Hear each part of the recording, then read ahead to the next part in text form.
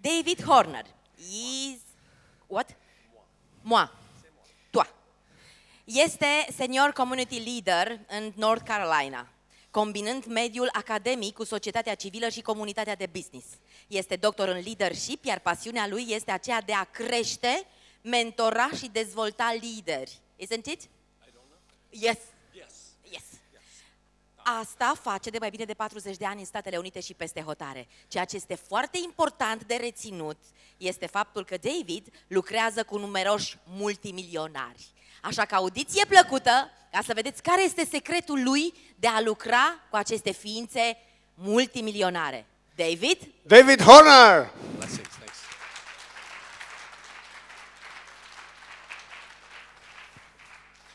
After the rainstorm, I was wondering if you were going to start singing The Rains in Africa, but thank you for not doing that. That would have meant that I would have had a microphone and been trying to do that with you. We're so blessed. The six of us are honored that you would sit and listen to us, and I'm particularly honored that you would do so as I speak in English. An American sort of English, but still English. And so I want to talk to you about something that is very dear to my heart, and that is principle-based leadership. Because regardless of what your area of entrepreneurship may include, it's going to require that you become a person of principle. No one is interested in following a leader who has no principles. And so what we want to do is spend a few minutes together in our time here talking about what that's going to look like. One question that I'll begin with for you is just to ask whether you want to just make an immediate impact, come into the entrepreneurial world and just make a big success and feather your own nest and not be anthropocene, but sort of egotistically build your own, feather your own nest, or beyond just making immediate impact, would you like to have the opportunity to make a significant contribution for the next generations? I think most of us are interested in the immediate success. Yes, let's admit that. But the reality is, if you aim at just the immediate success, you may hit that. But in the process, you may short-circuit the impact that you could have if you aimed higher. I've been in a leadership role in our organization for 37 years now, and I've watched the whole leadership process emerge in different directions. I've watched change take place in how leadership is to be affected. And I've seen a transition taking place not just in the United States but globally in how people perceive leadership. And so as I've watched this, I've decided that I want to be a part of a solution of how we advance a leadership that's going to last for generations to come. And so I want you to think with me in our time together just about a few principles that will help us as we project forward something that's going to make a significance for the long run and not just short term. Leadership for the 21st century, as I'm convinced, is going to involve at least three basic components. The first of those components, as I think it through and as I sort it out, is that every leader is going to have to be a learner. You understand what I mean? You cannot adapt to a changing world and global circumstances that are different if you adapt to only the circumstance and the leadership style that you know now. We need to be learners. The moment we stop learning, we start dying. So we have to be teachable. Over the last couple of years, I imagine that I've read probably between 6,000 and 8,000 pages of materials on leadership from all kinds of different perspectives. And the thing that I know that they have in common is that they don't always have that much in common.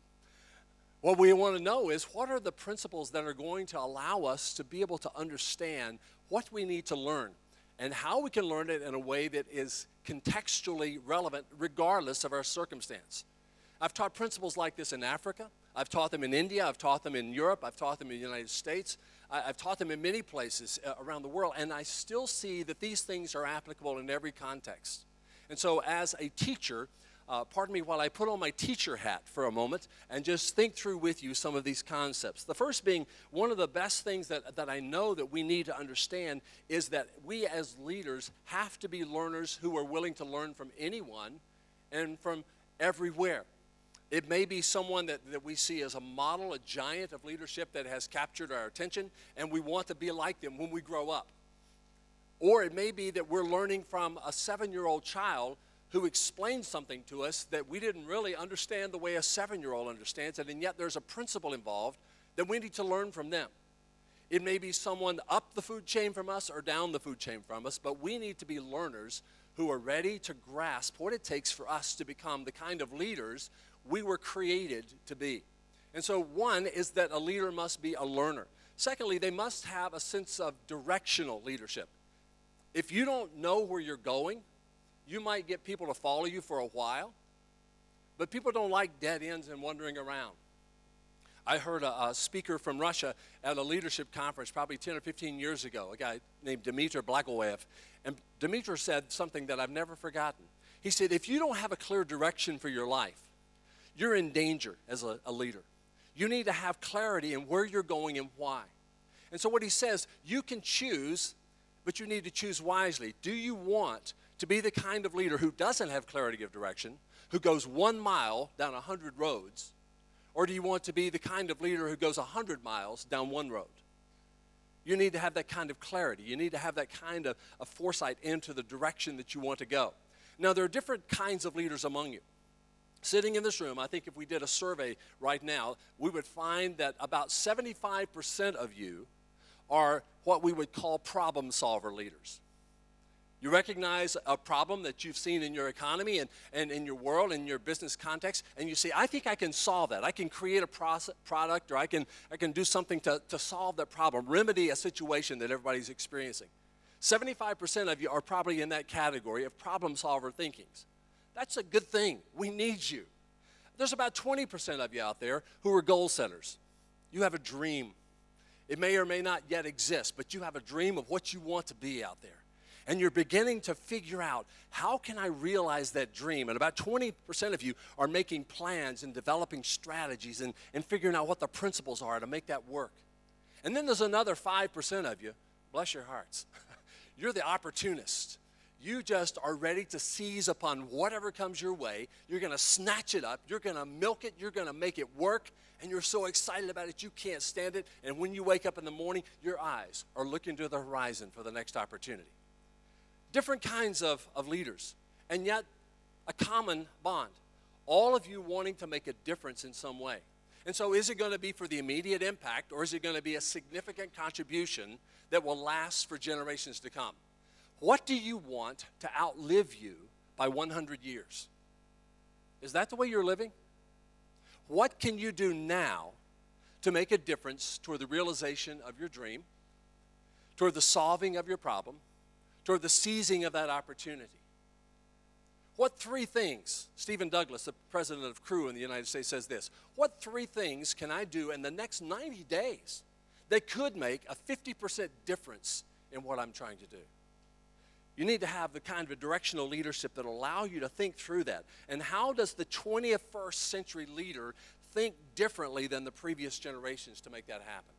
How will you get to that point where you are actually thinking about not just what direction, but what is the actual right direction? Many directions you can go would not be right. We know that. There is common consent about these realities that you could make a huge profit on the international drug market. And I'm not talking about pharmaceutical companies. You could make a big profit. You could make a profit in human trafficking. You could make a profit as a bank robber. You can make a profit in many number of ways, and you wouldn't dare do that because you've got some principles to yourself, and you would never do those things. So what you want to ask is there something that I'm willing to invest my life in, that I believe in, that is consistent with my values, that matches the kind of convictions that I have, that I would wake up every morning with a passion to be able to see that portion of reality become true for me. And so what I want to understand as one who is a conceptual leader, a thinker, one who is ready to claim a direction and move in it, is what is that direction going to look like? How will I determine what that direction is going to be? And how can I make a contribution to that in a way that not just benefits me, but has long-term possibilities for the future? My premise is, in principle-based leadership, there's only one way to really do that that's going to matter forever, and that is to make sure that you have a process of very thoughtful convictions that are undergirding whatever purpose you have. You're not just looking to replicate somebody's model for making money, but you have thoughtful convictions. You want to make a contribution in an area that really matters to you and to the world around you. And you want that to outlive you by 100 years, so you're investing now so that you can make a difference in the future. You have convictions, principles, things that are guarding your steps. And those are the ones who are going to become the leaders in the 21st century. Not those who are fly-by-night, flash-in-the-pan leaders who do a great job and jump onto the scene and their company's gone in 20 years. But you want to be one of those who is thinking ahead. How can I, with principle, move in the direction of what I'm called to do? Now, let me just begin by putting my glasses on so I can actually see what I'm going to tell you. Is that helpful? You don't care, do you? You just figure out that I'm going to be finished in 5 minutes and it's okay. Here's the first thing. Values are going to shape your principles. If you don't have fixed, settled values, any principles will do. But if you have values that mean something to you and change your life, you will be established on those. Not changeable, not frivolous, not things that will come and go. My personal value system, I'm a follower of Christ, and therefore I've embraced Jesus Christ and his values and his kingdom principles as my own. So therefore, whatever I do is going to be shaped by those values. So those values will shape my principles. The principles will build character. And if I don't build character, I don't really have anything to offer as a leader. Character is essentially what I'm like when nobody else is looking. That's what character is. When nobody else is paying attention, is that who I am? Morally, ethically, legally, spiritually, I need to be a man of character. And as a leader, you need to be a person of character. So value shapes principles, principles shape character, character demonstrates integrity. Nobody wants to follow a leader who has no integrity. Character does matter for leadership. Some in the West have tried to say, well, character is not really the issue, it's competence. I don't want to follow a person with no character regardless of how competent they are. I worked on a board of a major publisher in the United States, and the leader of that group came to us on a board meeting one day and says, I've got bad news for you. I have made a decision that is going to cost our company $800,000. Okay, that's not good news. And so we said, what's the problem? She said, one of the products that we were getting ready to distribute, we already had the publication ready to go, and it was ready to be shipped, but we realized that there was a spiritual and a moral conflict, and we're pulling the product. And the entire board applauded the leader. It's going to cost us $800,000, but we are standing on the integrity of our company, and that will provide leadership. Integrity then cultivates trust. When you see that, you believe in it, you trust the person, and you're ready to follow them in whatever vision they have. And then trust actually engenders and cultivates commitment. When people see that they can trust you, then they will commit to you. And then they will follow you, whether it's your clients or your team or your staff or whatever it is. If they see that they can trust you, they will make commitments to you. And then when they've made commitments to you, that's when it begins to get excited, because commitments generate a movement. And you don't want just to build a business. You want to be a part of something that's a mighty movement that's going to have impact for generations to come. What do you want to outlive you for 100 years? It begins now with decisions you make about whether or not you're going to follow principle-based leadership. 21st century leaders must choose a principled path that gives people a reason and a passion to follow you in the direction that you're going. Thank you very much.